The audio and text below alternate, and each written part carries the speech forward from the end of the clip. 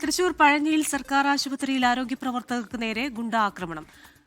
കൊട്ടൽ health സെന്ററിലാണ് ആക്രമണമുണ്ടായത്.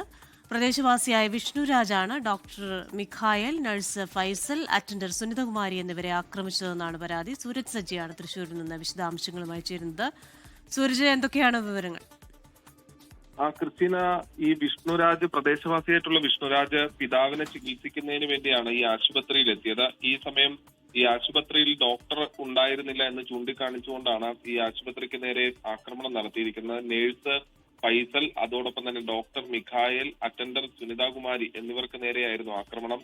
ഇന്ന് വൈകുന്നേരം 6:30 ഈ പിതാവിന് ചികിത്സ നൽകാൻ ഡോക്ടർ ഉണ്ടായില്ല എന്ന് പറഞ്ഞുകൊണ്ട് ഈ വിഷ്ണുരാജിന്റെ നേതൃത്വത്തിൽ 3 അംഗ സംഘം ഈ ഹെൽത്ത് സെന്ററിലെത്തി വലിയ രീതിയിൽ ആക്രമണം അഴിച്ചുവിടുന്നത്. എന്തായാലും ഈ സംഭവത്തിൽ പോലീസ് അന്വേഷണം ആരംഭിച്ചിട്ടുണ്ട്. ഇതിനുശേഷം ഇവിടെ നിന്ന് രക്ഷപ്പെട്ട പ്രതികളെ ഇതുവരെയും കണ്ടെത്താൻ സാധിച്ചിട്ടില്ല. ഈ ആശുപത്രിയിൽ എത്തിച്ച പിതാവിന്റെ നില ഗുരുതരമായി പരിക്കേറ്റോ മറ്റു കാര്യങ്ങളോ ആയിട്ട് എത്തിച്ച ആളല്ല എന്നുള്ളതാണ് പറയുന്നത്. പിതാവിനെയും വിഷ്ണുരാജ് ഈ സംഭവത്തിന് ശേഷം ഇവിടെ നിന്ന് മടക്കി കൊണ്ടുപോയിട്ടുണ്ട്. എന്തായാലും പ്രതികൾ എവിടെയാണ് എന്നത് സംബന്ധിച്ച് പോലീസ് അന്വേഷണം ഊർജിതമാക്കിയിട്ടുണ്ട്. ക്രിസ്റ്റീന, ലോകത്തെവിടെയായാലും ഏത് സമയത്തും 24 വാർത്തകളും ഓഗ്മെന്റഡ് റിയാലിറ്റി പാക്കേജുകളും എക്സ്പ്ലെയിനറുകളും വിശദമായി കാണാൻ ഞങ്ങളുടെ യൂട്യൂബ് ചാനൽ നിങ്ങൾക്ക് സബ്സ്ക്രൈബ് ചെയ്യാം.